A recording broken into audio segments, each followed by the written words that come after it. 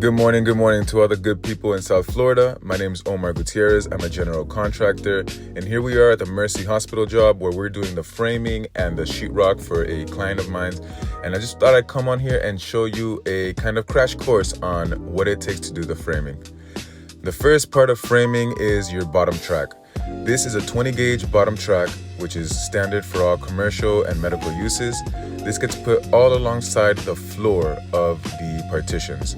First, you have to do the layout, and then you lay your tracks out. Your next step are the studs. Now, your studs are what's actually going to hold the sheetrock up. The sheetrock gets nailed to, or screwed to the studs on both sides with insulation in between each stud.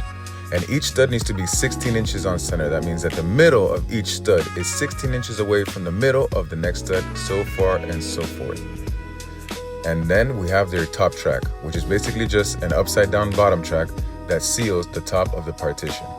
Now, anywhere where we have a door, we're gonna have to frame the outside of the door with a 2x4. And not just any 2x4. In medical practices, we need a 3-hour rated 2x4. The hinges get screwed into the wood, and that's what gives the door stability. Next, on top of the door, you have your wood header, which is gonna also get screwed into the frame, and that's what stops the door from leaning back and forth. Here you can see a more or less finished product of what a door frame looks like.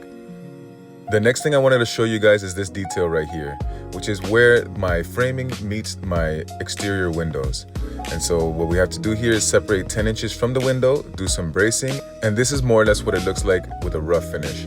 This one specifically was kind of tough because we had that beam right there, so we had to wrap around it, but we made it work. And the point of this is so that inside between the window and my curtain tail, this is where my hidden curtain is gonna be. It's gonna go from one end of the curtain to the other, and it's gonna be hidden by this sheetrock. And it's gonna come down, probably with a motor. Now the next detail I wanted to show you is the bracing detail. This is how we actually attached our top track to the top of the ceiling.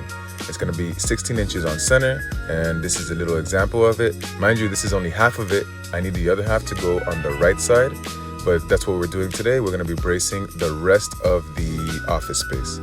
And yeah, that's a little crash course. Thank you for watching Fikon Corp.